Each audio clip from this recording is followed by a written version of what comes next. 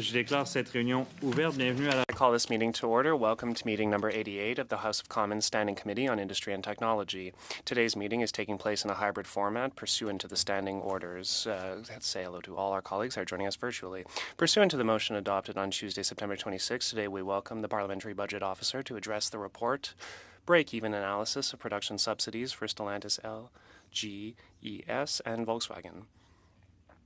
I'd like to welcome our witnesses today. First, we have Yves Giroux, Parliamentary Budget Officer. With him are Chris Mathieu, Director General, Economic and Fiscal Analysis, and Jill Giswold, Senior Analyst.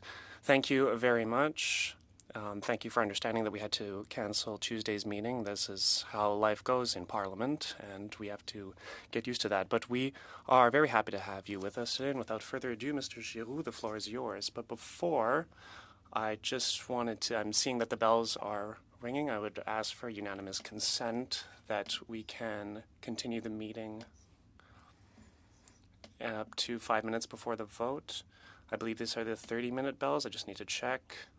No, these are 15-minute bells. So let's keep this meeting going until the end of Mr. Giroux's presentation. Do I have unanimous consent for that? Yes. Passed. Mr. Giroux, you have the floor. Thank you.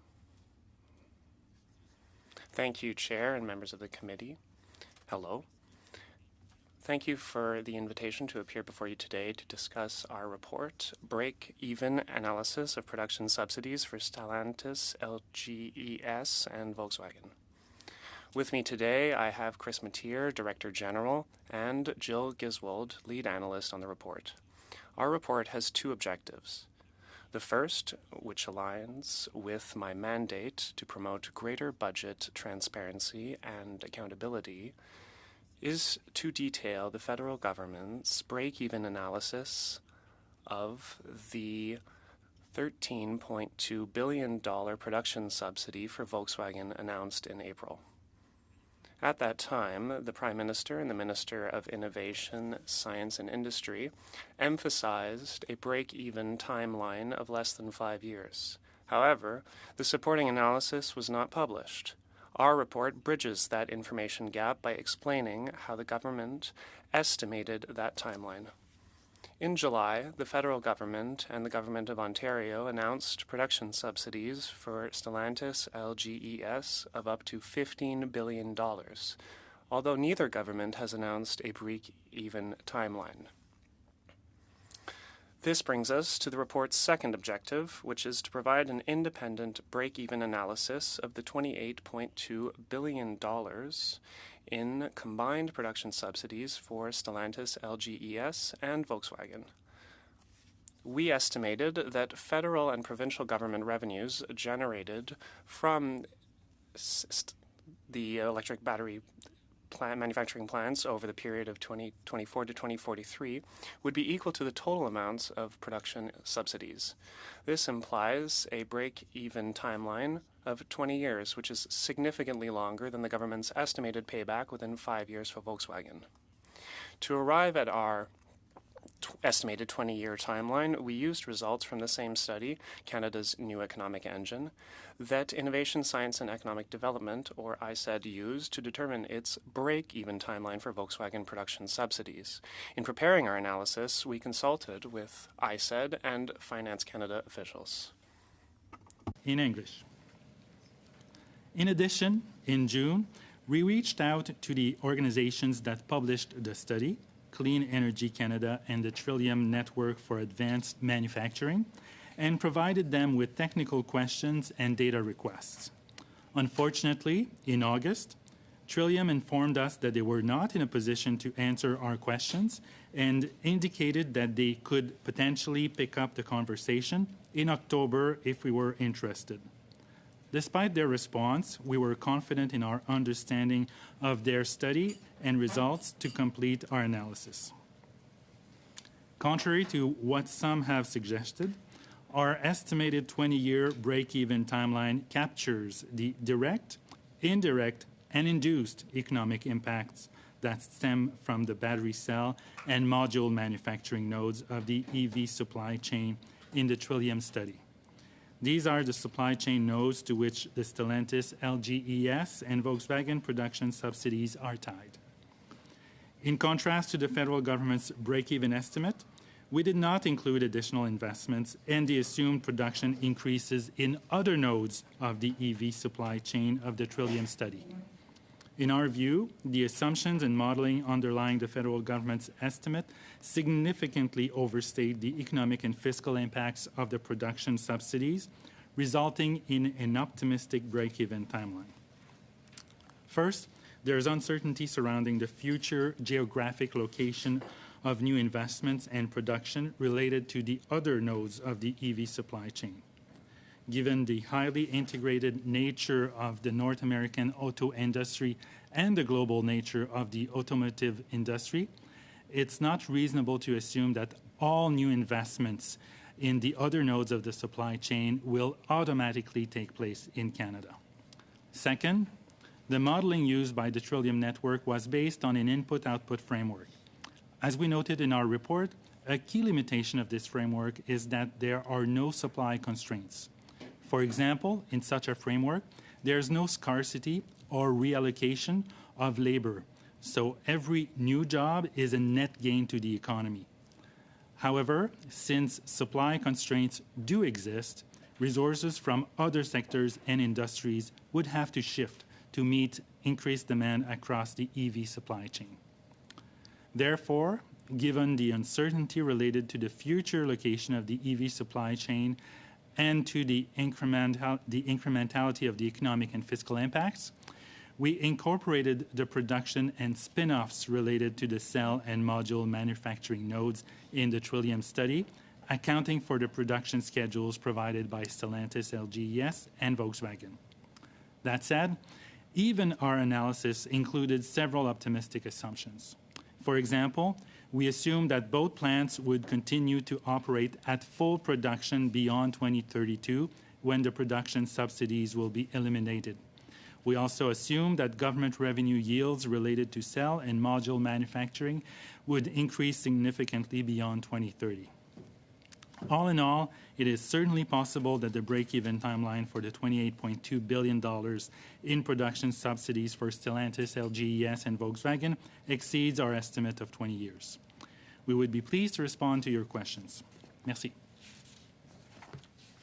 Merci beaucoup, Monsieur.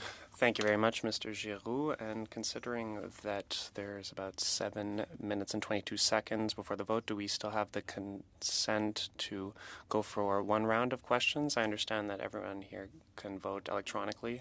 So, okay, in that case, I believe Mr. Perkins, you have the floor. Out to be in the House of Commons in a committee meeting? What do you mean? I would probably think. I'm not entirely sure because He's actually sitting in the House. yes, but there is a vote right now. The House is not. I don't think you can sit in the House, though. Okay, you can then sit in listen. one of them. Just to be clear and not to waste any more time, I'll just ask Mr. Gahir to move to the lobby, Yeah. or there are some rooms that would be more appropriate. Thank Sorry you, about Mr. that. Perkins. The floor is yours. Thank you, Mr. Chair, and thank you, Monsieur Giroux, and the officials for joining us. So the impetus of the study was the Prime Minister and the Minister's claim at the opening that this would break even in 5 years or less. In fact, the Minister has said many times publicly since April that actually there was a return on investment, and that return on investment would be 5 years or less, and every banker would actually love that kind of a deal.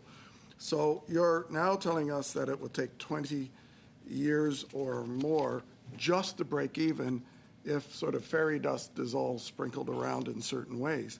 So my question for you is, you made an assumption based on the Trillium report. Do you have any access to how the Trillium report numbers of the ecosystem? Because when I look through the Trillium report, I can't find the word Volkswagen anywhere in it. So without mention of that specific deal and without access to the numbers that are behind this fairy dust report of Trillium, how do you come up with a number that is 20 years that will get it back? There's assumptions here about taxation levels on individuals and stuff that I think are quite generous. That's an interesting question. In fact, we use the Trillium report, but we don't endorse it because we cannot replicate, we did not even try to replicate the numbers that are in the Trillium report. That was not our objective. We just wanted to look at the government statements that this would be paid back in less than 5 years, and using the same report that they used, we conclude that it's significantly longer than that because the government statements to the effect that these investments would be paid back in less than 5 years assume not only that these battery plants will be built and operational, but also that a whole ecosystem will also be built. So even in the Trillium report, the report admits that for that to happen would require additional government subsidies for all these other nodes to be established in Canada, from mining exploration to EV assembly to even EV recycling. And also that these would require infrastructure investments to, for example, to get access to the mines and the minerals. So there are a lot of assumptions that are made in that report that suggest that the statements that the government made to the effect that this would be paid back in less than 5 years are, to say the least, wildly optimistic. So, and one of those issues is that on the ecosystem is that there is likely to be future subsidies, since we know the only one that's been announced so far by the minister in Quebec is a subsidized ecosystem. There are 14 parts to the battery. And there are over 90% of the cathodes that are made for EV vehicles are made in Asia. And we know the Kami plant that the Prime Minister and the Liberals made a big deal about 6 months ago has now shut down because of the lack of supply chain. And that's even with subsidies. So is there any guarantee that this facility will continue to make batteries at the level that's projected until the subsidy ends? And my second question would be, and are there any guarantees that the plant will continue to operate when the subsidies reach zero in 2032? I haven't seen any guarantees, certainly not in the contracts, that forces Volkswagen or Stellantis to continue to operate the plants beyond the expiry of the subsidies. And in fact, ministers have been clear that it's a conditional subsidies that are tied to production. So I don't think that there are any guarantees that the plants will have to operate at full capacity even while the subsidies are being paid. So that's the short answer to your question. And so to get the payback of 20 years, it has to operate for 20 years. So if the plant doesn't operate after 2032, then the payback is a minuscule amount of the money that's in there. Mind you, it's based on, in the case of Volkswagen, $15 billion of production subsidies until that point. So is there any limit? Let's say that miraculously the plants actually do get an unlimited amount of access to these 14 points and the minerals in them. Is there any limit to it going above the 100% level that you base this on? Could the subsidies actually be higher and therefore cause a further lengthening of the payback? You know? Yeah. Thank you for the question. So for the Stellantis agreement, the amount was up to $15 billion that the government's announced. So that comes with a cap. I believe the latest Northvolt also is an up to amount. Volkswagen doesn't have a cap. We did not see any mention of that for Volkswagen, no. Okay. So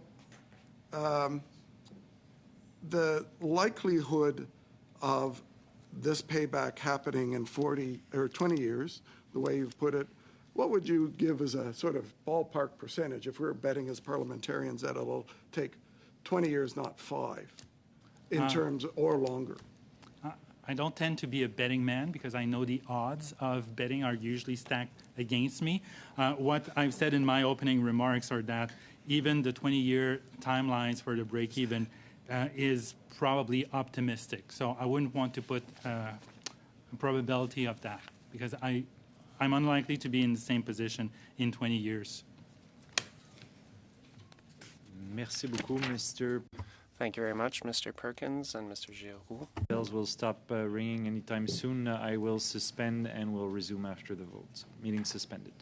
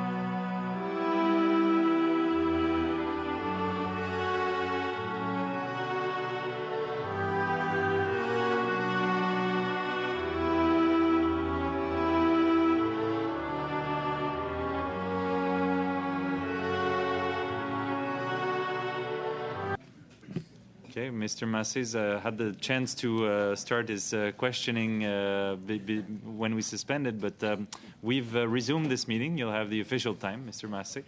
And now we'll turn to Mr. Turnbull for 6 minutes. Thanks to Mr. Guiraud and his team for being here today. Appreciate your work and your office and all the work that you do. So I have lots of questions for you. I've read the report, and I'm really glad that you're here today to answer some questions. So one of the questions I had, and you mentioned this in your opening remarks, that I think we all know a standard sort of economic impact assessment looks at direct, indirect, and induced impacts. So did you look at all three of those in your modeling? Well, in fact, we use the Trillium Networks report, and they look at the direct, indirect, and induced economic impacts of each of the nodes. Okay. If I may, in terms of the indirect impacts, which cover the business-to-business transactions across the value chain, there's some reports here from Electric Mobility Canada, for example, that you yourself in your report have said that you've only actually covered a small portion of the value chain in the EV supply chain, right? So, and I think you've said, so if I'm not mistaken, you've actually excluded about 91% of the actual value chain. I can quote from the report, if I think you said here, cell manufacturing, which will occur at the Volkswagen plant, only represents a fraction of incremental revenues, 8.6% across the supply chain. So why did you choose to narrow the scope of your report and not include the rest of the supply chain? Because that would obviously move the break-even analysis out quite significantly if there's 91 or 92% of the supply chain missing from your analysis. So what we did was look at the impact of the establishment or the construction and operation of these two plants. So the direct impact, so building the plants and operating them. The indirect impact, so the impact it will have on suppliers that will produce input into that plant. And the induced impact, so what will the job creation and the economic impact created by having these jobs in communities. We chose to not consider these other nodes because, as the Trillium Network report itself states, these other nodes will require additional government subsidies and government assistance to the tune of between 20 and 30%. So we have not included that because it's not included, it's not happening yet. There's no guarantee this will happen, as is stated in multiple pages of the Trillium Network. There's no guarantee this will all take place domestically, will take place in Canada. It could take place elsewhere. And many of these other nodes, for example, the assembly of electric vehicles, are, for example, that's, as you mentioned, that's an important segment, an important part of the value chain. That's where the most value added takes place, the assembly of electric vehicles. And to my knowledge, there's not yet a Volkswagen plant for assembly of electric vehicles in the country. Thank you for the response, but with due respect, I find that when you look at only one node, as you've admitted here, that you're essentially excluding a lot of the indirect impact across the entire value chain. So, of course, that narrows the scope of your work and would change. I mean, and I understand the point you're making about guarantees. But do we have any guarantees about what's going to happen in the future, truly? I mean, we do not. I mean, I think you can admit that all economic impact assessment and modeling is based on a series of assumptions. Can you please comment on whether all the models, no matter what impact assessment you do, is based on a set of assumptions? All of them have to be based on a series of assumptions, especially if you're looking into the future. The only way to have some level of certainty is looking at the past. Correct, yes. So the probability of your future predictions increases, or the probability of them being accurate is increased the more you look at the past and see those past behaviors, right? Yep. So in terms of what was the IO model, so the input-output model that you used, did you use a simulation model? Did you use a standard IO model? And what sort of cross-industry impacts did you really take into consideration? So it's not we, it's the Trillium Network. So you relied on that. Sorry, I don't mean to interrupt, but I want to just clarify. So you relied on that IO model and didn't do your own. Is that right? Exactly. We looked at the Trillium Network study and the caveats and the assumptions that they have made to come up with their rather exhaustive and complete impact. So it's over 100 pages, but it's taking into account an input-output model, which is But can I also clarify, though, didn't you modify their assumptions to some degree? So you relied on their IO model, but you only focused on one node. Isn't that correct? We focused on the nodes that were the subject of the subsidies that the government announced in April and July. Which excludes all of the rest of the indirect impacts that may result, that we don't have guarantees about, but could be very likely given a fulsome analysis of the transactions that would likely take place across the entire value chain. Well, we excluded these other nodes because they would very likely, as the Trillium Network stated, require additional government subsidies. So to include these other nodes that you mentioned, including the EV assembly plants, that will require unknown amounts of subsidies, would be introducing an unknown into an equation where we try to estimate the payback period. So can I dig into that a little bit further, respectfully again? So you're saying that you excluded those other nodes because they would have required additional subsidies. Why would additional subsidies be a reason for excluding those additional nodes across the value chain? Because the level of these subsidies are not known, the level of these investments are not known. That's why it's difficult to include, for example, an EV assembly plant that we don't know whether it will be built, and we don't know whether it will be built in Canada. We don't know which size it will take, and the level of subsidies that will be required to have that additional EV plant in the country. So it's very difficult to take into account lots of unknowns that may never materialize. But I think my point, Mr. Giroux, is that all of the modeling that you're doing is based on a set of assumptions. So in fact, all of it is essentially a construct that we're modeling to predict the future, which we don't have any guarantees over. So why would you have chosen a more narrow and maybe, in my view, a slightly pessimistic view of how things will turn out in the future? Because that obviously changes the analysis and extends the break-even period to, you say, beyond 20 years. And you've said that your estimate, that you've been optimistic about that. I think you've been incredibly pessimistic about that. I think I've been quite optimistic to a large extent, in fact. And the reason why we decide to use and how we decide to use certain assumptions versus others, that's based on our professional judgment as well as that of our peers. And also the fact that when we look at studies that are provided to the government or to parliamentarians, we also have to look at what the ultimate objective of the authors of these studies are. If they're doing a study to promote certain interests, we have to take the assumptions that they use with a certain grain of salt, knowing where they are coming from. In my case, I work for parliamentarians, I work for the benefit of the taxpayers and Canadians, so I don't have a vested interest in being overly optimistic or overly pessimistic. Well, I mean, we have a vested interest in building an EV supply chain to help increase the economy and fight climate change and meet the demand and make these once-in-a-generation investments. So in a way, doesn't government action in the future actually impact the model in terms of how certain we can be of it turning out positively or negatively? I'm not sure I can comment on what the overall impact on society will be of these investments. My motivation in doing this was to look at whether the stated payback period for the government was really 5 years or longer or shorter than that.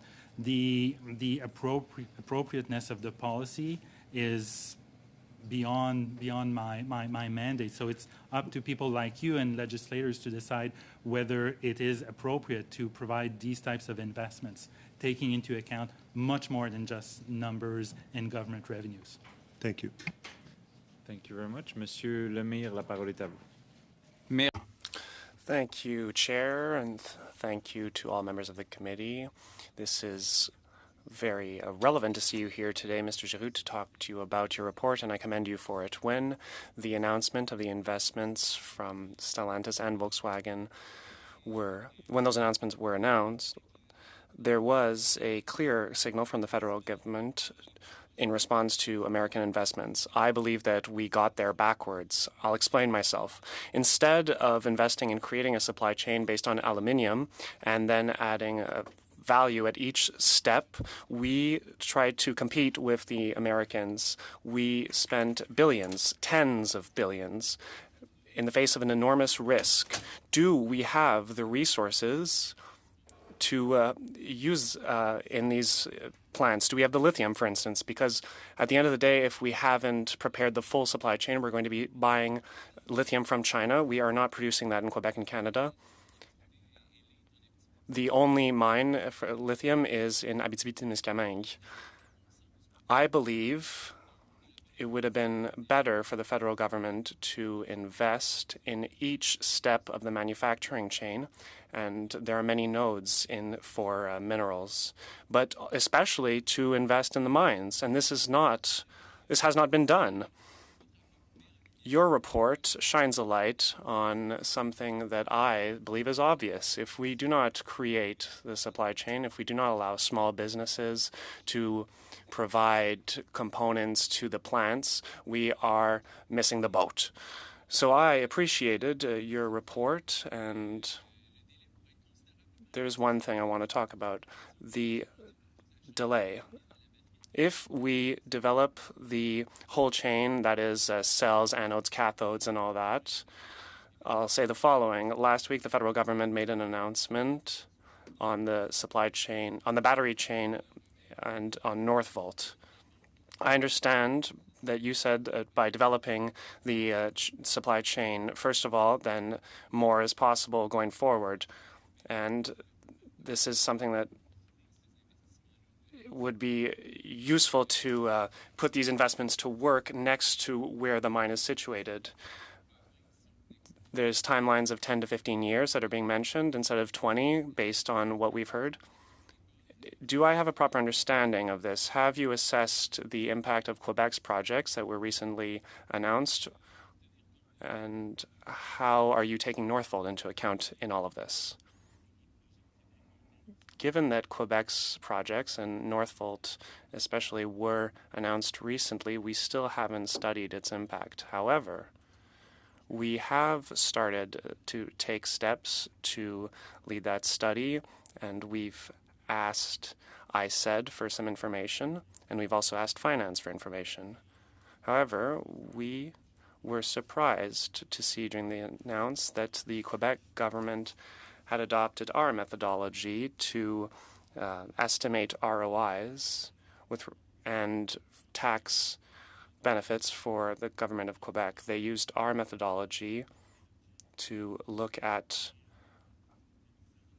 the nature of the approach, and ISED used that approach as well. So we still haven't done that with regard to Northvolt, but the Quebec government used our approach to see that the break-even point would be 9 to 13 years. So we will be looking at that when we have the data from ISED. Okay, for me, the true value added is to be able to develop our own chain, as I said earlier. So it starts at the mine. We can green our processes. The government needs to invest in innovation and carbon capture at every step of the manufacturing chain. The government also should be investing in order to limit transportation throughout those aspects. There are also investments that can mitigate risks in risks that are outside the supply chain. Lithium, for instance, that is produced here will probably have a better carbon footprint and a better environmental impact than elsewhere, and so that would require investment as well. Do you believe that political incentives or the investments that are in place now are enough to get more SMEs and investors in order to develop the supply chain further? Do you believe that the federal government is a reliable partner at this stage? It's hard for me to talk about that because we looked at one specific aspect of the of the battery supply chain. We haven't looked at the other fiscal or monetary policies for other parts of the supply chain. But what I can say is, as a taxpayer myself, that I can only hope that the developments that your colleague Mr. Turnbull was talking about will surface throughout across the country, but I can say that we haven't specifically studied that because we do not have the full scope of all supports offered for all projects that are being developed throughout the value chain. Ultimately, let's just look at lithium that will be added to the battery cell at the last step. Do you believe that it would be less expensive that way instead of being dependent on Chinese lithium? I don't know if it would be less expensive, but what I can say is that it would certainly reduce geopolitical risks, and this can be a major consideration when governments take decisions when it comes to investing in this resource in order to reduce government's dependency on one area of the world that presents risks. That's well said. Thank you, Chair. Sorry for the length. Thank you, Mr. DeMeo. Mr. Massy. Thank you, Mr. Chair, and thank you for the witnesses to be here. I'm going to start with a kind of a review of the government bought, a pipeline, Trans Mountain pipeline for $4.5 billion. Then it went up to $12.6 billion, then $21.4 billion. I think it's up to $30.9 billion. And I think your department noted it was $14 billion to get rid of the asset if it closed it down. Just wondering, do you have an update on that particular cost? Because I do want to compare something here if we could. We don't have an update. Last time we looked at that issue, I think the construction costs were around $20 billion. And at that point, we had estimated that it was very likely to be a losing proposition, financially speaking, for the federal government. Now, with the construction costs having further increased, it's unlikely to have improved. If anything, it has probably deteriorated. Right, and I want to come public and say that how much I appreciate your report that you did on the auto sector here. I've been calling for a national auto strategy for years that includes transparency about the investment that we give into it.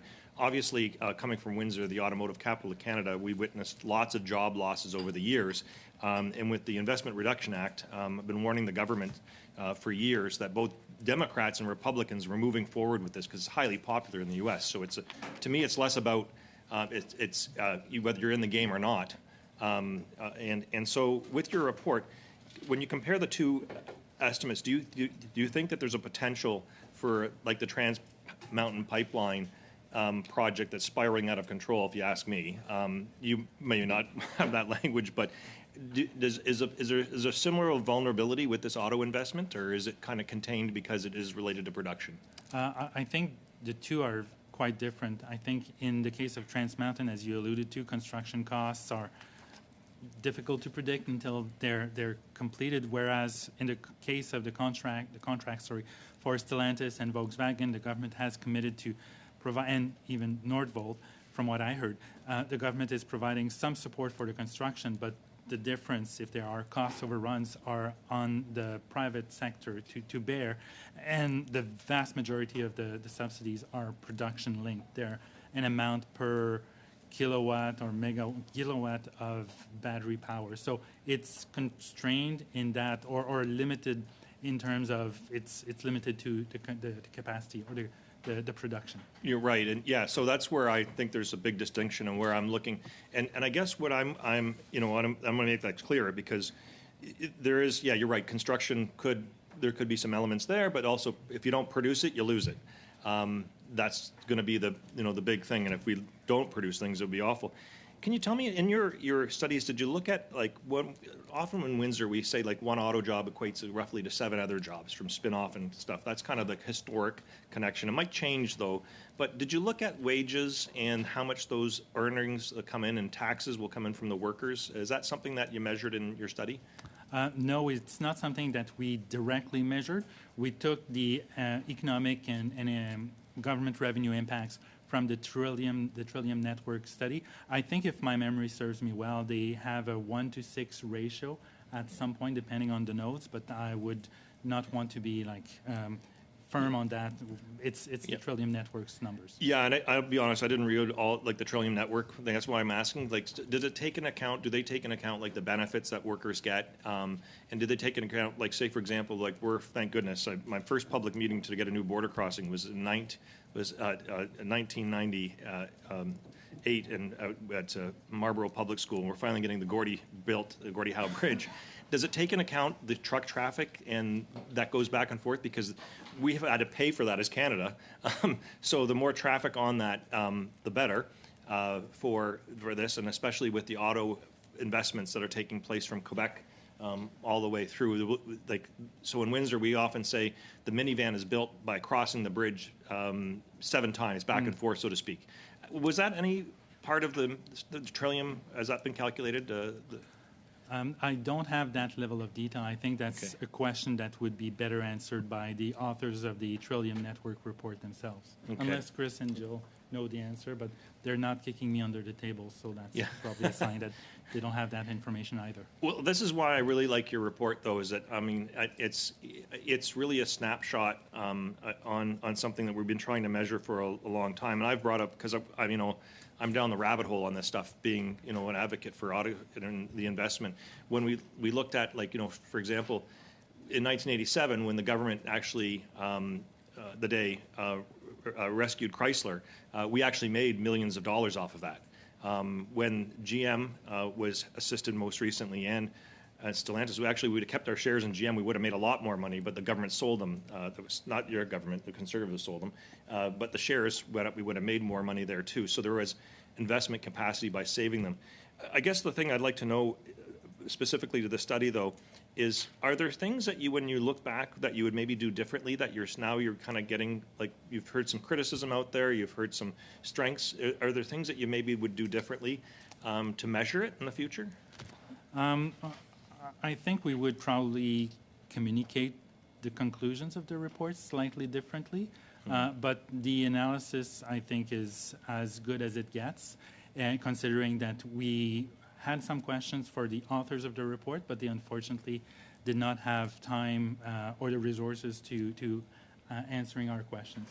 Okay, and do I have any more time?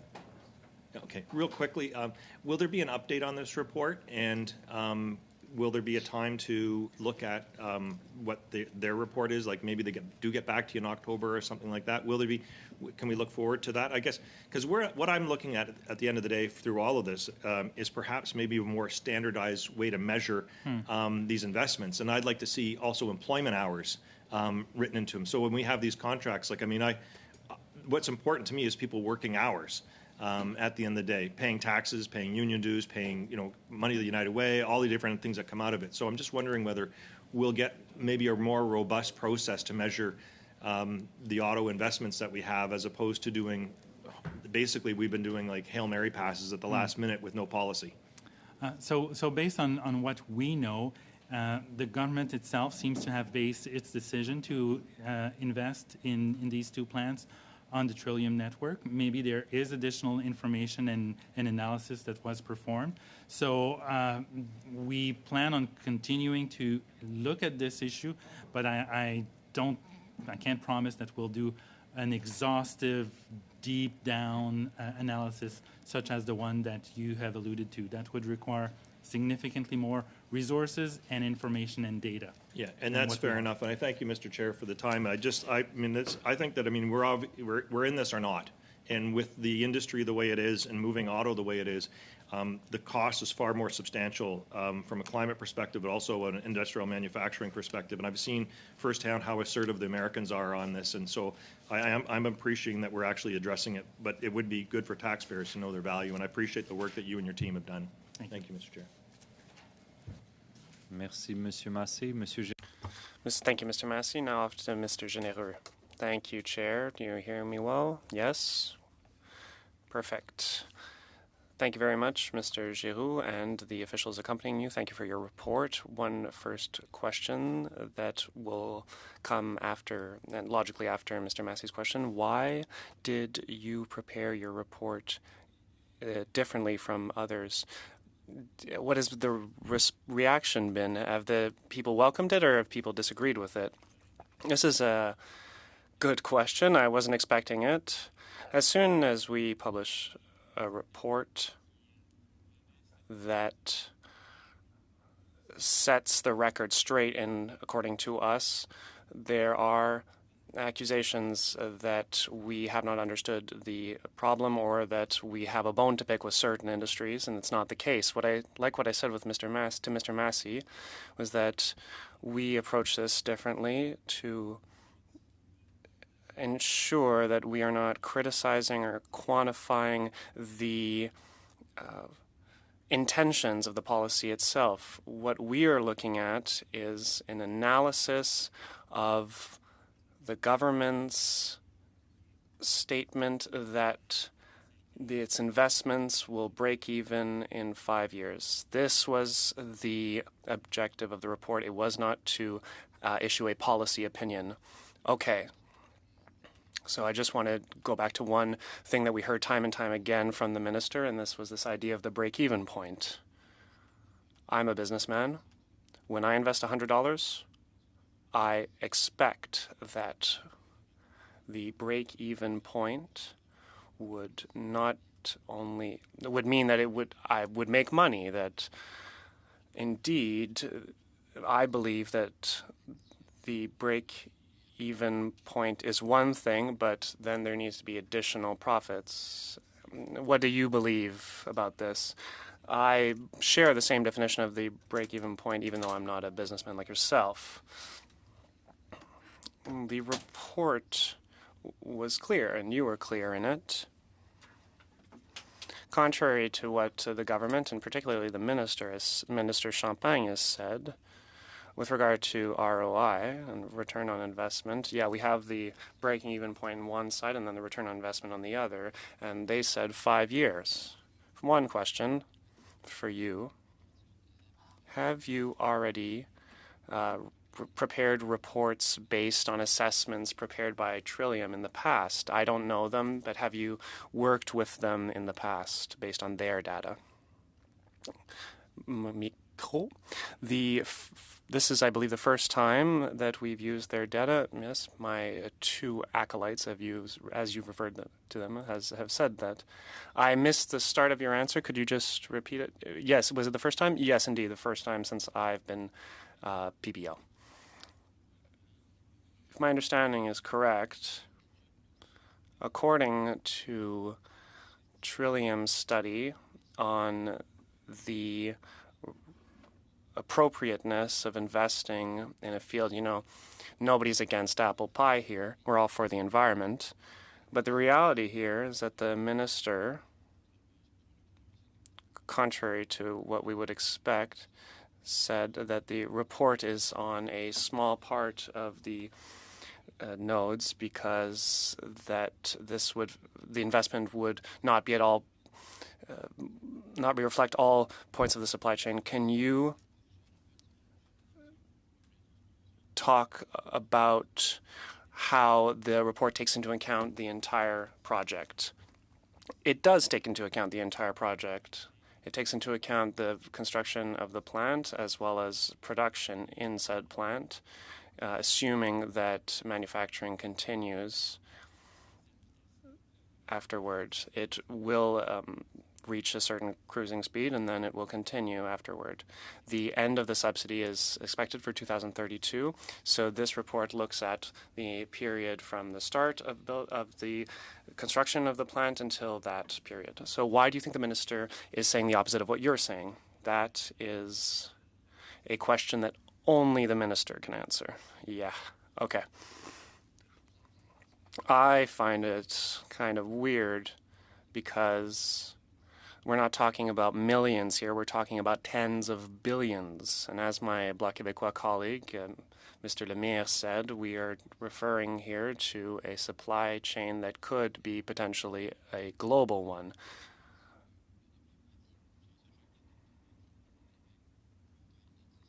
Mines can take dozens of years to open up in Quebec because there's so much red tape there.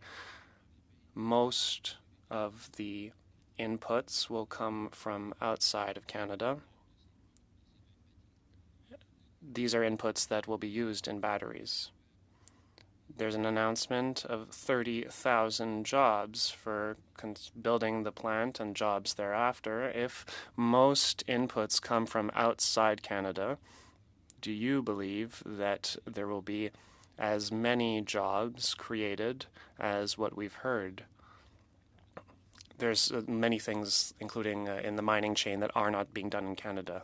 That is the reason why we did not include all the clusters that the Trillium Network looked at. That study presupposes that the creation of these subsidies for battery plants will create all kinds of other clusters, such as mining exploration, mining vehicle assembly, vehicle recycling. All of these were in the Trillium Network's report, and these were presupposed to come with subsidies that represent a significant margin of their costs. So that's the reason, at the end of the day, why we did not include those costs, because I don't want to talk about guarantees here, but you can't make a prediction like that. It's really hard to predict some things, and it's really hard to predict whether these things will happen in Canada. It's also hard to see whether these are even possible in Canada without subsidies. Look at what's going on in the States, for instance. That's the reason why we didn't include these aspects. Your colleague, Mr. Perkins, spoke about fairy dust investments. I'm not going to go that far, but, well, enough said. Thank you, Mr. Généreux. That's all your time. The floor is now to Mrs. Lapointe. I just would like to ask a brief question to Mr. Giroux, just to pick up off of what Mr. Généreux asked you. In an answer to Mr. Turnbull, you said that you were taking the Trillium Network's report with a grain of salt and not being too optimistic or pessimistic, without saying where they're coming from. Based on what do you think, where do you think the Trillium Network is coming from? This group network delivered a strong report to promote the automobile industry.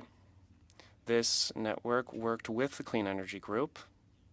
So Trillium has a bias and is biased toward the automobile industry, and that's what I wanted to say. Thank you. Ms. Lapointe, you have the floor. Thank you, Chair. Time today with my colleague, MP Turnbull.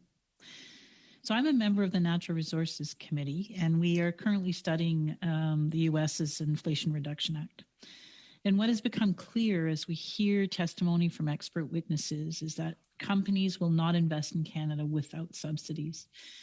The other thing that witnesses are telling us is that Canadian IP and companies are leaving Canada for better opportunities in the USA. And so my question to you is, have you considered what the economic losses would look like for Canada without these investments?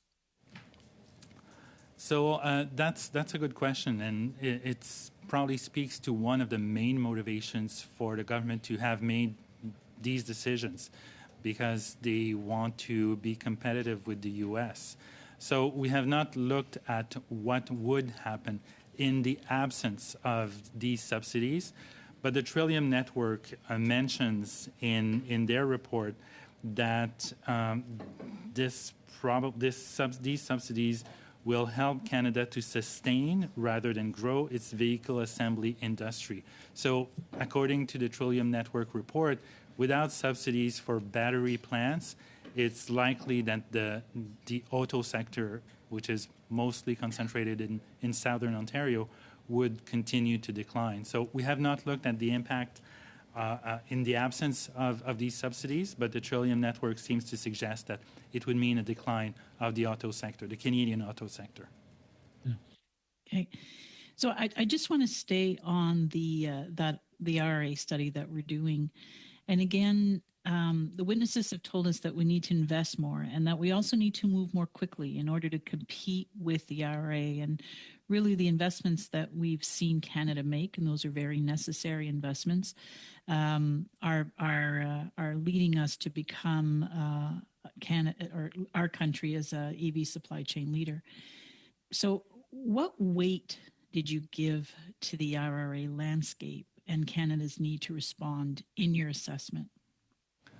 So in our assessment, we looked at the statement that ministers have made to the effect that the subsidies to Volkswagen and Stellantis would be paid back in less than 5 years. So that's what we did. We did not try to assess whether it was good or bad to respond to the U.S. IRA, or whether it was a good industrial policy or bad, recognizing that there could very well be much more different reasons, many different reasons for the governments to make these decisions, including trying to counter the dominance of China, for example. So that's why we didn't pronounce on the policy. We looked at the potential payback period for these government investments. Okay, thank you. Over to you, MP Turnbull. Thanks. So just following up from my other line of questioning, Mr. Guiraud, if you had included the 91.4% of the supply chain, i.e. the other nodes, what would your break-even analysis had looked like? What would it have looked like if you had included that 91.4%? Had we included all these other nodes, we would also have needed to include the subsidies that will be required to create these other nodes, which are alluded to in the Trillium Network report. But these subsidies, these additional subsidies, are not quantified yet. So it would affect the payback period, but it would depend on the magnitude of these other subsidies. Would it have shortened the time frame for the break-even analysis? Because I think the key here is that you made a set of assumptions that were quite a bit narrower than the government's analysis was, right? I mean, I think it's pretty clear to me that our assumption is that if you make anchor investments in one node, that it's going to attract investments in other nodes of the supply chain, which I think is quite reasonable. Whereas you've essentially excluded all of the other investments and production-related revenues that would come in from those other nodes. So, if you then opened your analysis up and did a model that included that 91.4% of the value chain, would it not have shortened the time frame for break-even? I'm not sure about that, and I'd like to point out one example why we think our approach is reasonable, much more so than the government's. For example, when the subsidies to Volkswagen were announced, we saw what happened with the Stellantis plant. They down-tooled and they stopped construction until they were given similar treatment. So that's why we did not want to include or suppose or assume that all these other nodes that don't exist yet or are nascent would be created without subsidies. The Trillium Network is clear that they will very likely need subsidies to the tune of 20 to 30%. So, and what we saw with Stellantis is they wanted a similar treatment to what Volkswagen got. So it would be very difficult for us to include the potential impacts of plants and subsidies that are not known by anybody yet. Right, but you know as well as we all do that the government's been very public about its intentions to build back a stronger auto sector, create jobs, and essentially meet the challenges of today and tomorrow with a strong automobile industry here in Canada. So the intentions are there to build out that supply chain. So that's why I find your assumptions very narrow, because you're not looking at the broader vision that the government has been very public about, and understanding that those investments are going to come in across the value chain, because that's what we're intentionally building here, is a stronger auto sector. So that's what concerns me about your analysis. And with all due respect, that's what we're here to do, is to question your analysis. What would have happened if the government hadn't have created the tax breaks? You call them production subsidies. They're actually tax breaks, in my view, that are tied to production. If we hadn't have competed with the Inflation Reduction Act, what would have happened to our auto sector? Well, to answer that last question, I think not providing subsidies to respond to the IRA would probably lead to the slow, or not so slow, but continuous decline of the auto sector as consumers demand or are mandated to buy more and more electric vehicles, with the U.S. heavily subsidizing their own EV sector. If I may say, that's the rub for me, is that we don't want to see the decline of our auto sector, and we are putting in place the necessary measures to ensure that our auto industry remains competitive and that we anchor investments here in Canada. So that's where I think we differ. I don't think you're buying into the broader objectives. Maybe it's not for you to comment, I get, but those policy objectives are much more important than whether it's 5 or 10 years before break even, in my view. And I don't disagree, or I don't disagree with you that there are much bigger policy objectives than just having a return on investment.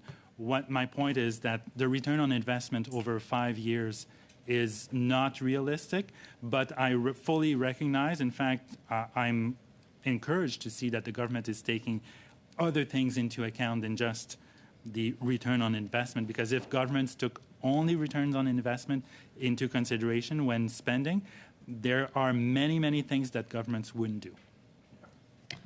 On that note, Monsieur Lemire. Mr. Lemire, up to you. Thank you, Chair.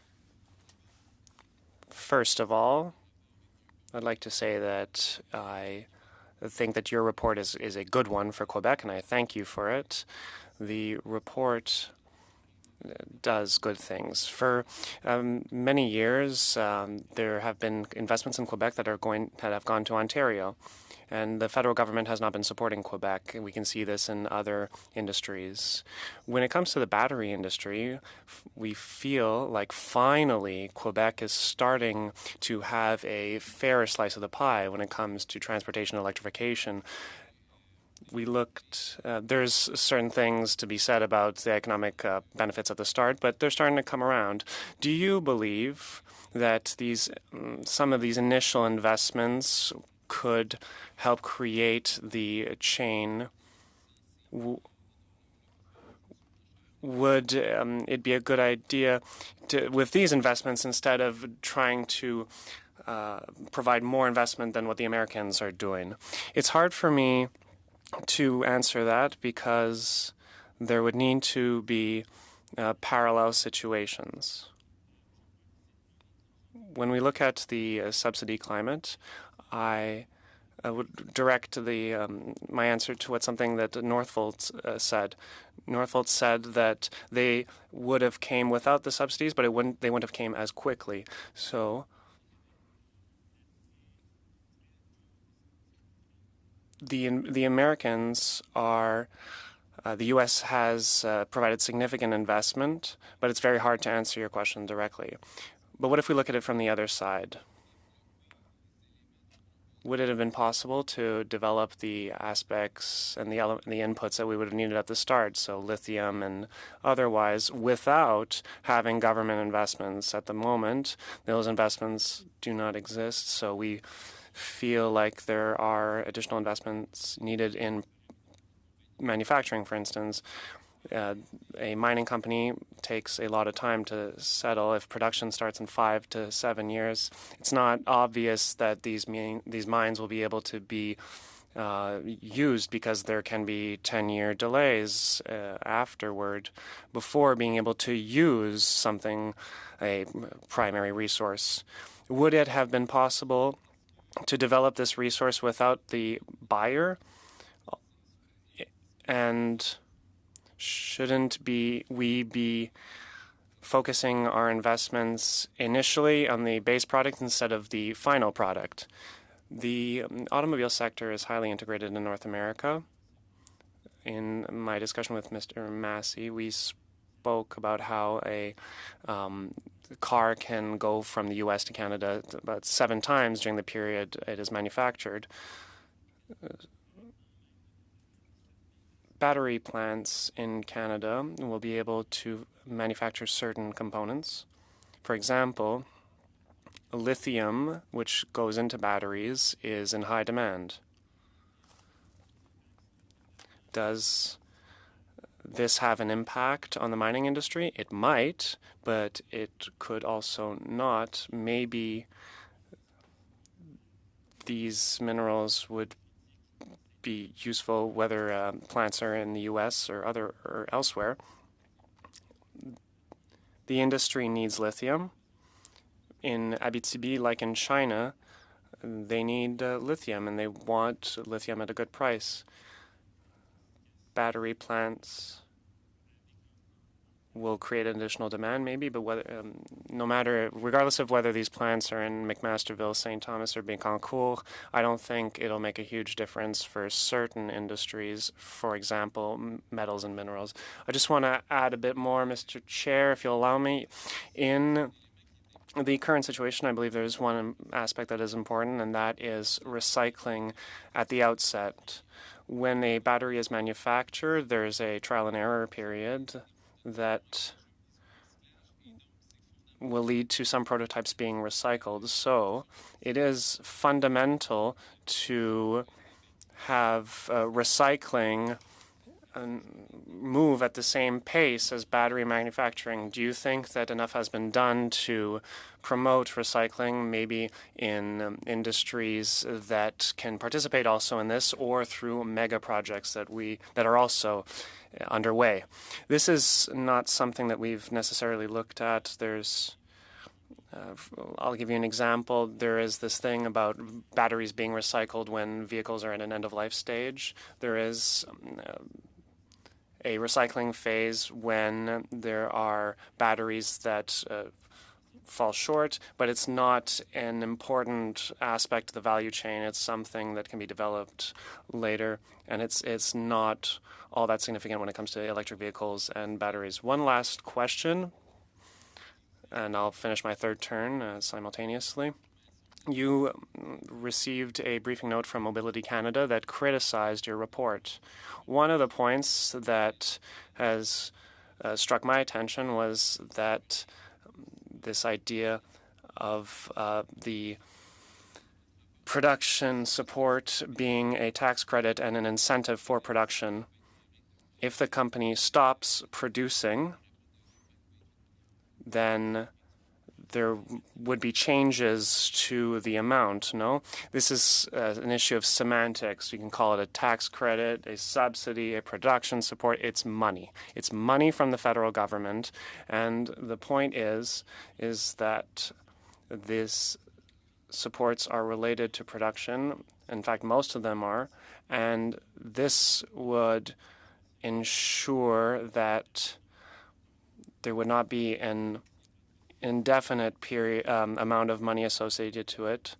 These funds are related to production, so it gives the government some kind of guarantee that this money will be spent only if something is produced by these plants. Thank you. Thank you very much, Mr. Massey.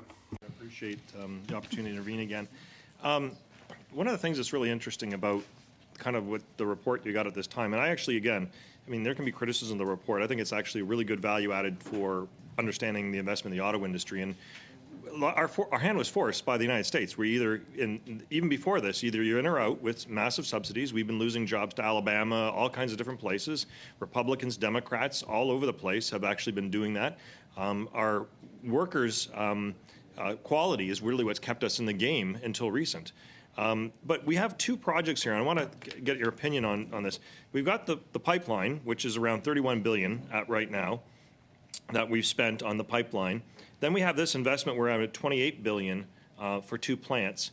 If just looking at the models of the investment that the government did, if we had only to do it again in terms of picking one of those two models, which model would be the better investment for Canadians? Doing it the pipeline one that you did the report on, or doing it this way? What would be a better and safer return of money for Canadians in terms of investment and a return for their investment? You're putting me in a very delicate spot, because having to choose between two really is not my place to say which one is the best, because they have different objectives. One is aimed at getting Canadian oil to market and reducing reducing the discount at which it sells. The other is more of an industrial policy with jobs and a sector, and avoiding the decline of an auto sector. Right. I'm not trying to do that either, but I think it is. Yeah. So maybe I can rephrase it if help. And you don't have to answer it if you want, because I want this to be constructive. But isn't it fair to say then, though, that the auto investment that we have has more fixed numbers, particularly for jobs and hours, and has better controllable measures for that investment than the pipeline model? Would that be a fair? And don't answer if you feel it's wrong. I don't want to put you in that situation. Okay, thank you. I'll plead the fifth. I know it's a wrong country, but... No, it's okay. It's fine. This is, again, I find the report helpful. There's some criticism, but I have it as well, too. Mm-hmm. But at the same time, I find this is a good starting point, because we think we need to have people trust that the investment in the auto industry returns for Canadians. So I don't take this as negative as the government members are doing. In the other report, is there any measurables to university, colleges, and research and development and partnerships going there? Do you know if that was part of the report and part of what you took into, because there's been massive amounts of investment already previously into the colleges and universities. The University of Windsor, St. Clair College, and many others, all the way through the supply chain to do R&D, especially in electrification. Do you know if that was included in that? I'm not sure, but I know there's a mention in the report to say that the R&D and the innovation aspects tend to take place more in the U.S., because that's where the HQ of the companies are. There is some in Canada, but it tends to, I think it mentions that. I don't have the exact page number, but it mentions that. No, you're right. We have a hard time competing there, too. I guess my point in that is that, it would, if we don't have that production here, wouldn't that be a measurable loss? Yes. Yeah, okay, because we've been paying millions to universities and colleges and stuff like that. Yes. So that would be part of the declining asset, I guess. And okay, that's kind of what I was looking at there. Now, I do want to return again back to the workers and to get a little bit more clarity, or if we are going to get some type of an update. Is it possible to do a little bit more robust, or maybe there's a different model about employment hours, wages that are earned, taxation that they put back? Is there another model that can be done to separate that in the future? I'm kind of curious about that, because often we don't have in these larger analysis kind of the human factor of it, and so I didn't really see that, and I just wondered whether that can be something taken under advisement, or is there a model out there that's easy for you only have limited staff and resources. But I find that component is often missed, and it's kind of like our healthcare dollars. Our dental care is going to save us money because people aren't going to go to the hospital for emergency services for dental anymore. So I guess that's where I'm looking at the workers, is because by far they're going to be unionized, they're going to pay it, they're going to get benefits and so forth. So I'm just wondering if there's a measurement in hours of employment. We've had an interesting discussions with Unifor yesterday, and they made these exact points. So that's looking at the micro aspect, whereas we looked at the macro, like the economy-wide perspective. So in order to do a study like the one that you're alluding to, we would need to have working conditions of the employees in these plants, whether they're unionized or not, and all the benefits. And I'm not sure that we would be able to get that information in a timely manner. Okay, that's fair enough. I just hope that in the future that's done, because even their contributions to the United Way, that's savings and social savings and magnitude for children, persons with disabilities, seniors. All those different things that wouldn't be there. So our United Ways would collapse in my region anyways without that type of investment. And so I guess where I'll conclude, Mr. Chair, is I just hope that we get in the future, and maybe it's not necessarily through you, but it's through maybe the government, or if there's a learning process, a little more robust analysis of how workers benefit through these things. And that's what I would hope to see. And I know that you've taken on some criticism for the report and so forth, but I mean, I guess that means that it's making its way through, being evaluated, and there's value in that. So I appreciate it again, because I think the more content that Canadians have and the more we analyze the auto investment, we'll see much a better policy in the future. So thank you very much for your time. Merci, Monsieur Massé. Monsieur Viss. Thank you, Mr. Chair. Thank you to everyone from the PBO for being here today.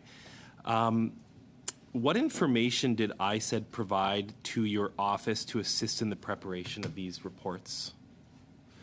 I'll just ask a couple of subsequent questions. Did ISED provide the PBO with an estimate of the break-even point for subsidies granted to Stellantis LGES? Did ISIS refuse to share any information with the PBO? If so, what impact did this have on the report? And among the data provided by ISED, is there any that you disagree with? And if so, why? Thank you for the question. ISED, upon request, provided us with the methodology and the data they used to determine the break-even rate for Volkswagen, so the initial announcement. Based on their numbers, they came up with a break-even rate of 3.3 years, and that was consistent with the government's less than 5-year payback that the minister made. So they walked us through that methodology. They walked us through their data sources. On that point, and I want you to continue in a second, on April 26th, the minister was here, and he says, and I quote, "If you look at the multipliers that are normally used, an investment like the one they've given to Volkswagen would generate between 200 and 400 billion over 30 years." Was his assessment here before committee of $200 to $400 billion reflective of the assessment you received from the department when you requested information?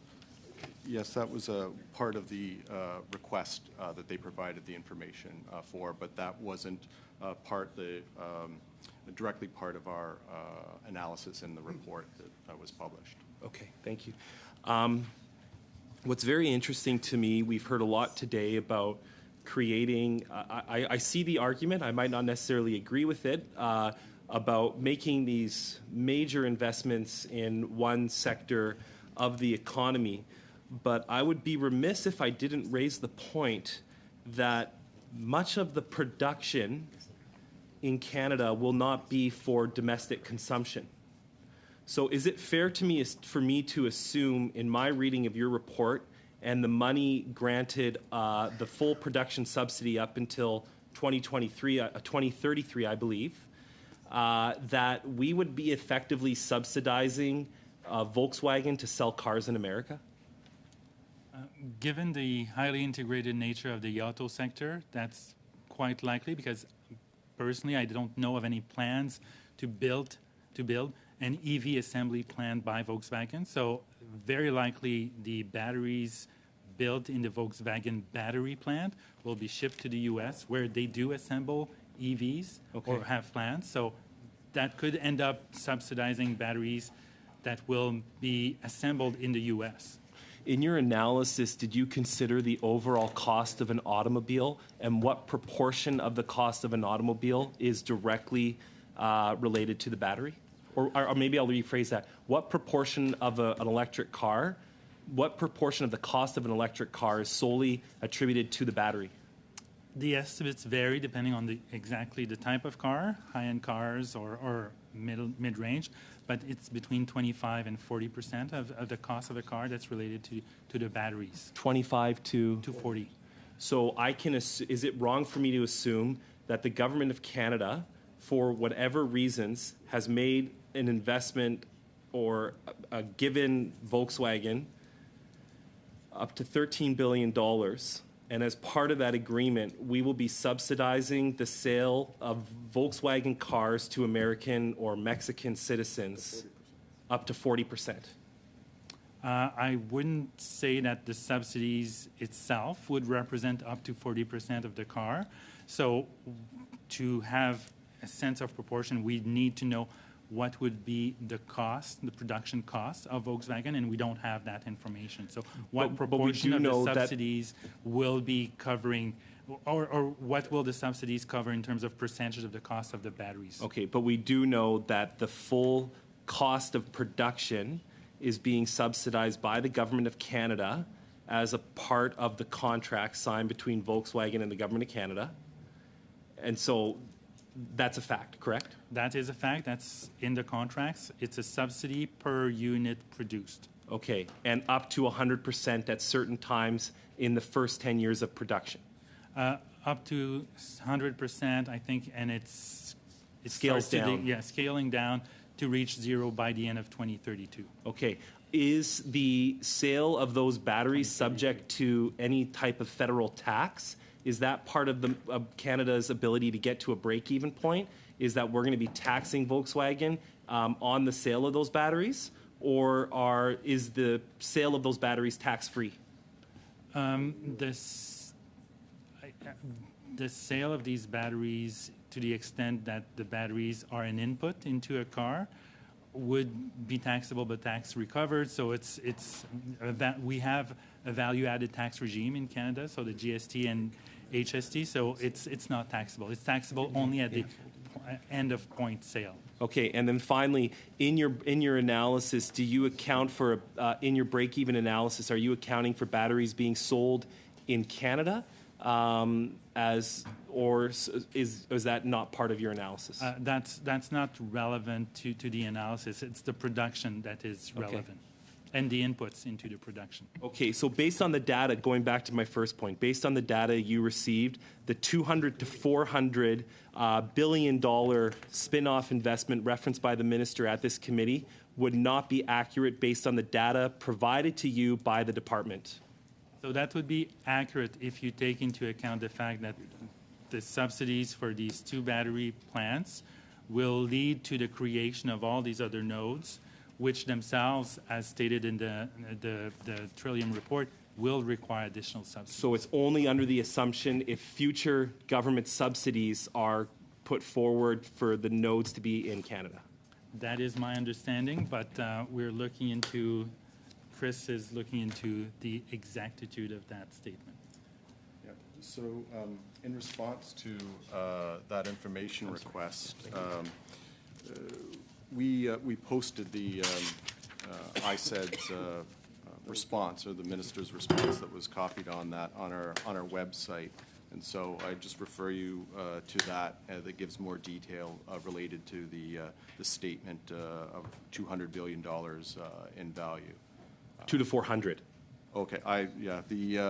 The quote that we asked for, I think, only included the 200 billion, but did it go up to just the 200 billion was the number that we had asked for? Okay. Yeah. Thank you all for your time. Thank you very much. Mr. Sorbara, the floor is yours. Thank you, Chair, and welcome to the team from the Parliamentary Budget Office. As an economist myself, I want to just give a shout out to the team. The PBO, the research you put out, whether it's on the digital services tax or the alternative minimum tax, everything you've put out recently, I will admit I tend to read. I tend to, if I can use the word, geek out a little bit on the policy side and read it. So I just want to say thank you. I want to say thank you for the research that you do. When you are modeling things into the future and doing present value calculations, and putting inputs in there, sometimes it's not as easy, but you use the best data that you have available to you. And I know you folks do a great job on a lot of the reports that you put out. So I do want to say thank you. I very much value this body that's there for parliamentarians to use in their work. First off, I do want to comment on the CAMI plant. I know there was a comment earlier made, and actually this is exciting because General Motors is actually moving the battery production from Ohio, where there's been some hiccups, to Ingersoll. And in the second quarter, they're creating right now 300 new jobs.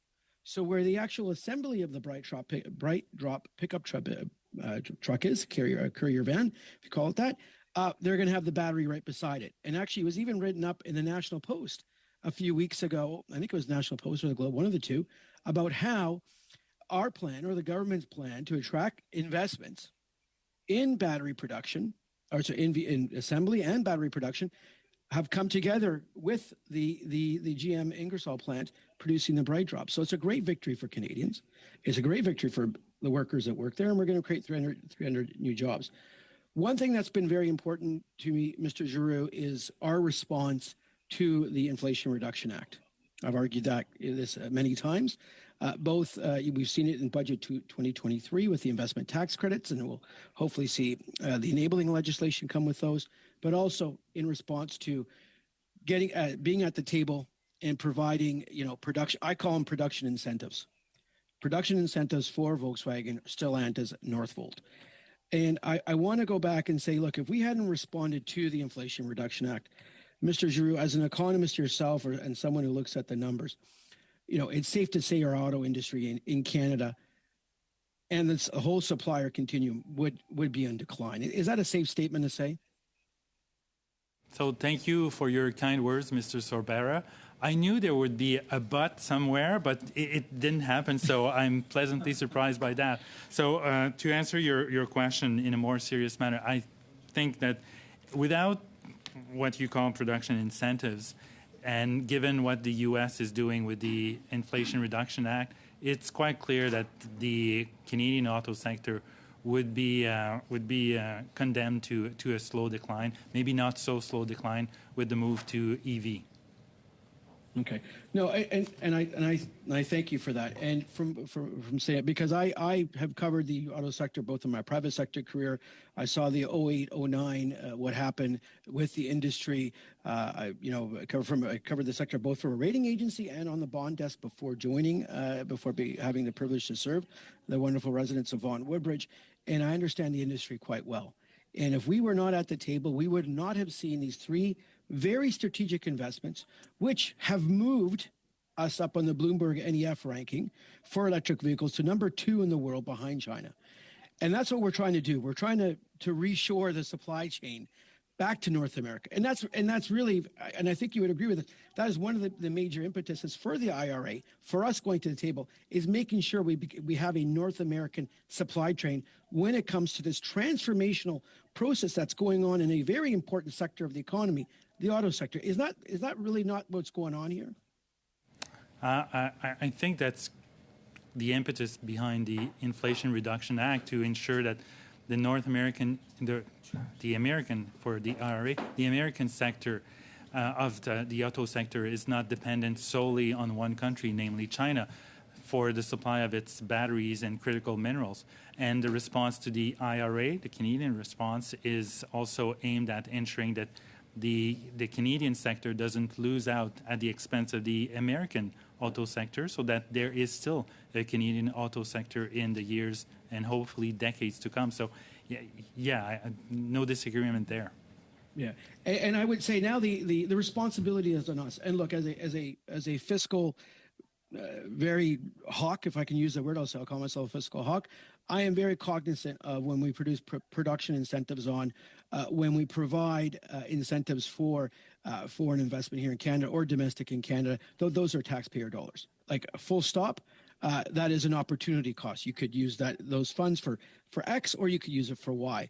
And we are using it to ensure that we have a robust electric vehicle sector and along the continuum. But the big but on my side is our responsibility to ensure we get those other pieces put in place, whether it's the mine in Quebec or Ontario, the recycling of the batteries and the nodes, whether it's Quebec or Ontario, and the other parts of the continuum, and ensuring we're there. That's where the full benefit comes into play. Obviously, you can't measure that today because we don't know. But the impetus on us is to make sure we continue to create those conditions where those investments are made. Is that really when I look at this report, and that's really why on the PBO report you've analyzed it in such a manner?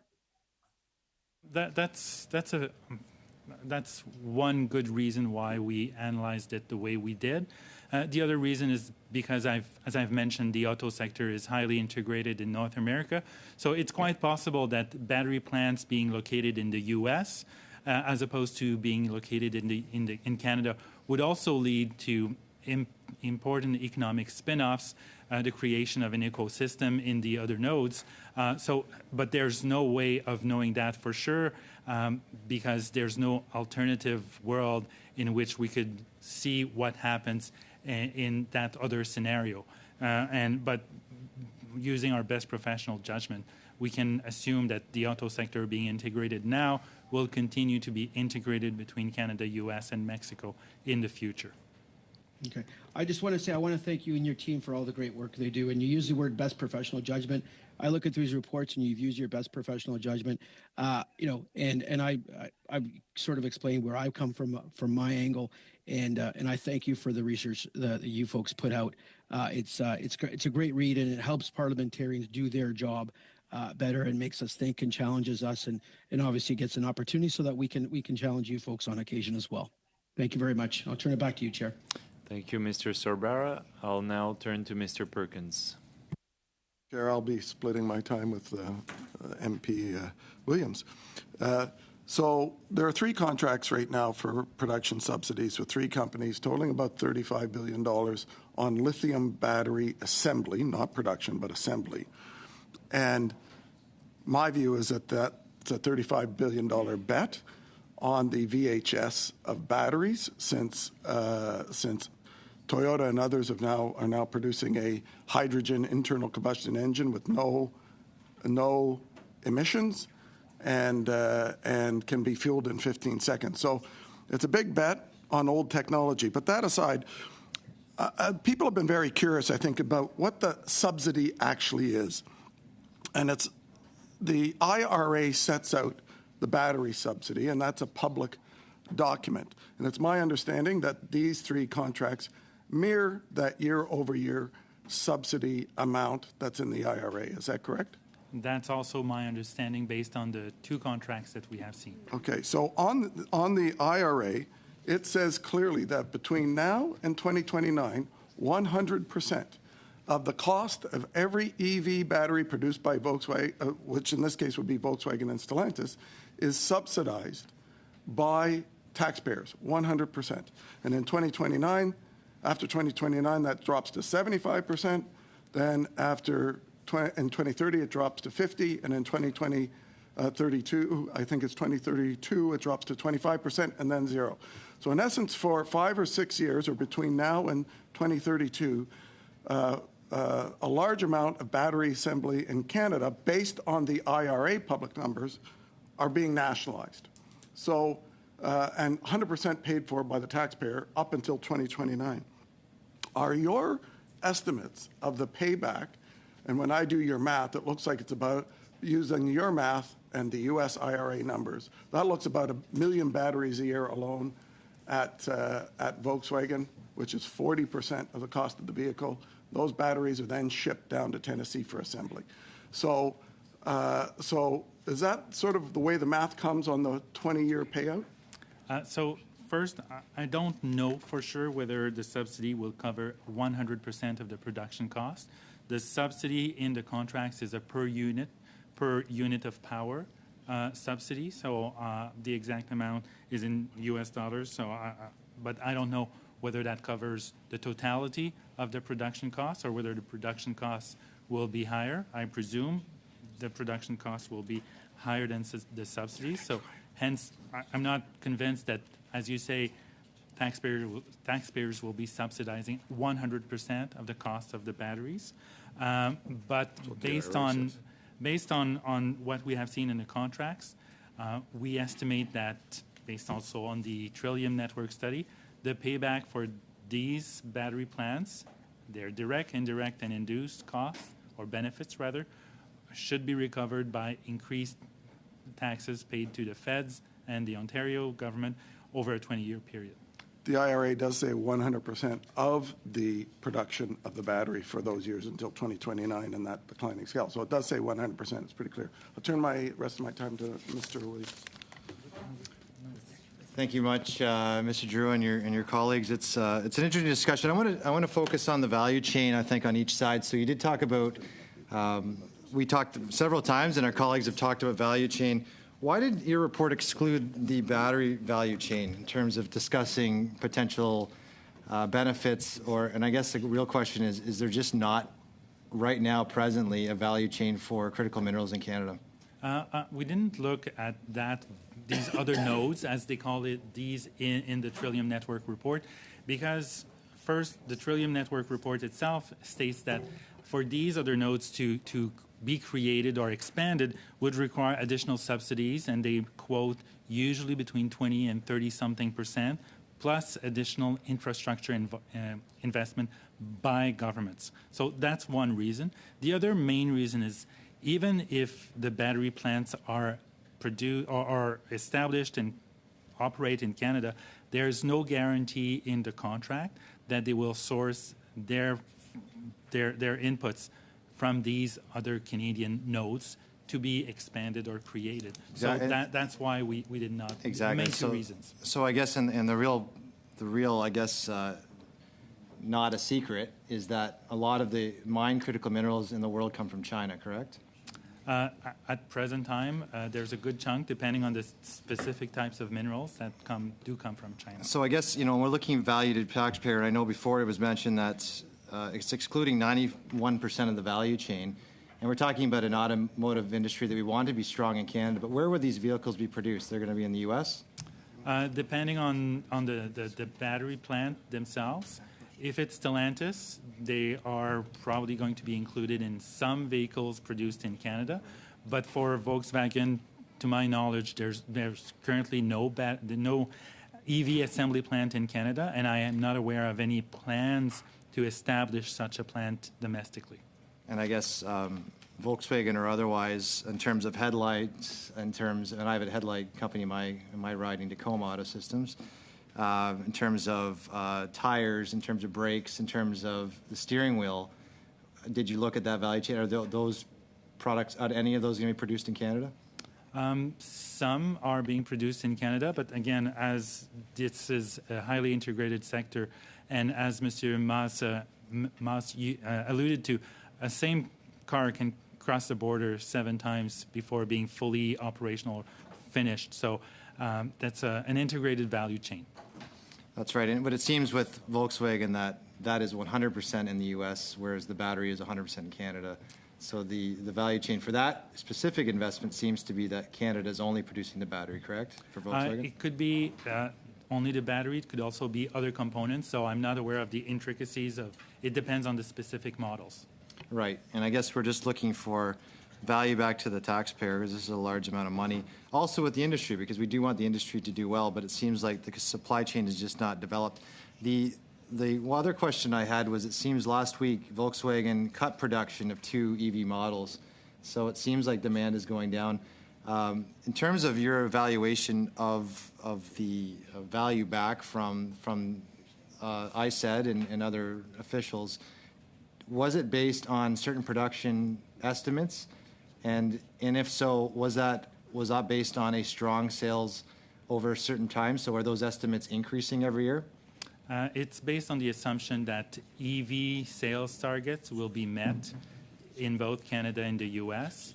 And the 20-year payback period assumes that both plants continue to produce at full capacity even after the subsidies are no longer provided.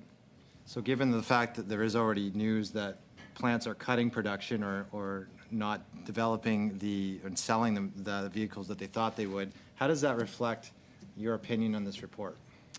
That suggests that our 20-year payback timeline is probably still optimistic given the risks of technological changes and also the fact that there could be some down periods for these plants where they have to cease production for a period of time to retool for maintenance, etc.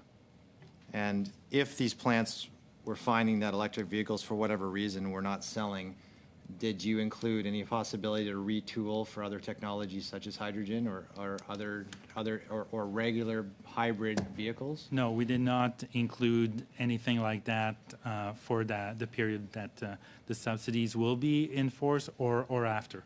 Okay. Thank you, Mr. Chair. I'll just turn to Mr. McLean for one brief question. Thank you, Mr. Chair. I have just one question, and it follows up from a meeting I've had with your staff as well, Mr. Giroux, and that is your numbers that talk about a 20-year payback. I've tried to do the bottom up. I know you're referring to the Trillium Networks numbers, but on a strict bottom-up analysis here, we're talking about, let's say, 2,500 jobs at an Ontario tax rate means about 40,000 max taxes per year, means $100 million per year in taxes.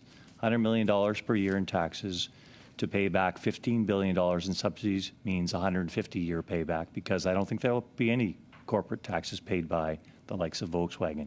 So 150 years is a far cry from the 20 years you've arrived at. Have you thought about splitting that difference and allocate some space about where that actual gap exists and how you actually come to a conclusion on that? It's based on not only the direct impact, as you alluded to, the taxes paid by the employees of that plant, but also the indirect, so those who will be providing them with services, inputs into these plants, and the induced economic impacts and fiscal impacts. So that's why we arrive at a 20-year time period. Sorry. Go ahead. If I can have just a quick follow-up there. Number one, these jobs don't come out of nowhere. They come out of the people that already live there. And the induced benefits you're talking about are the inflation caused in the land and the businesses that happen in that area. So we're talking about an inflation-causing event here that's happening in the area. But induced, how do you call it, the supply chain here? Every step of the supply chain is being subsidized by this government through a different program. So there are no real benefits down the supply chain whatsoever. Matter of fact, there's costs. So you can't include those in this analysis. They should be completely excluded from anything you're doing here as far as the benefits that are received back by the government, because every one of those steps needs to pay back the government as well, and do that in their induced studies. I know that wasn't a question, but have you considered that as part of your analysis? I think you should have an interesting conversation with your colleague, Mr. Turnbull.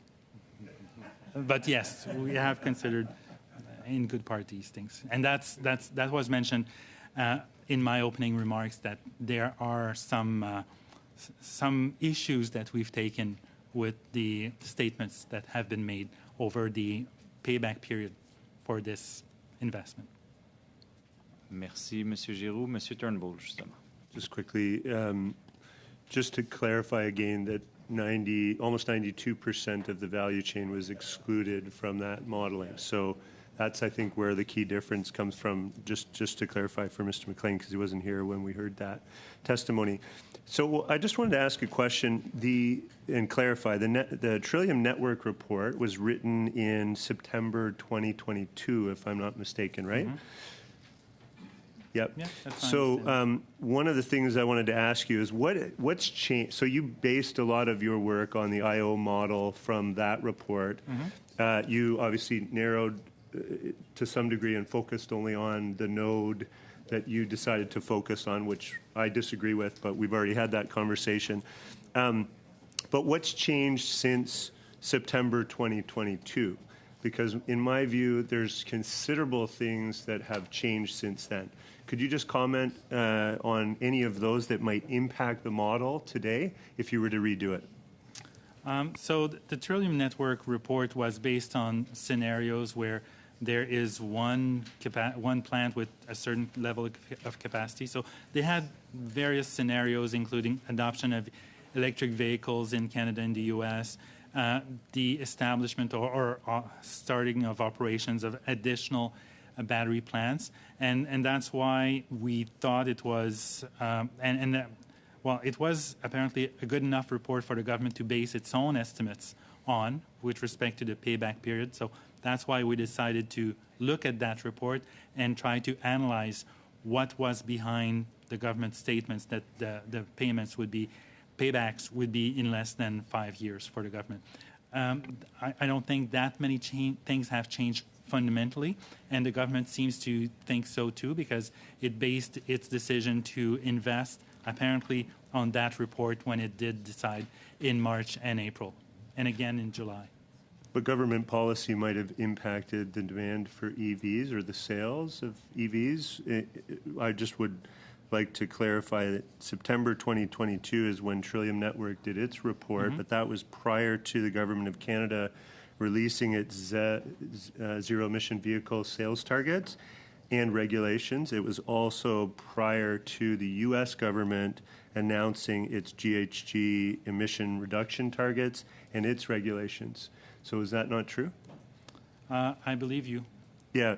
So wouldn't those policies and regulations potentially impact the market conditions that would impact the overall outcome of your model? Chris? Thank you for your question. So in the scenario that we looked at, those sales targets for Canada were consistent with the government's announced EV mandate for 2030, and we didn't go beyond to the 2035 for the light-duty vehicles. So though that sort of policy change would have been reflected in what we're calling Scenario 3, which is what the government used in its calculation for the break-even. So they would be consistent with that policy. So if I may just clarify, sorry. So the Trillium Network report that was done in September 2022 that you based your work on already predicted the ZEV sales targets and the U.S. government policy, which would come afterwards? Because it couldn't have, in my view, that would be anachronistic. They didn't predict it, but, sorry, Mr. Chair. They didn't predict it, but the assumptions that they used are consistent with that policy. So whether they had maybe advanced information or some targets in mind, but the target of, I believe it's 60% of light-duty vehicles in 2030, that is what they have as their sales target for Canada. So was your model based on those assumptions, or did you model it as not meeting those government targets? Thank you for the question. So for our estimate, we included that Scenario 3, so it would be consistent with meeting those targets in 2030. Okay, thank you. Thanks, Chair, and thank you. Merci beaucoup. Ça conclut. Thank you very much. This concludes this round, and thank you very much, Mr. Giroux, for your generosity. You have been very generous with your time, 2 times this week, in fact. And thank you to all your team, I think, for everyone here who wants to think about the potential investments in this sector and the profitability of them, and you've enlightened us. Thank you very much for your time, and on that note, the meeting is adjourned. Thank you to the interpreters.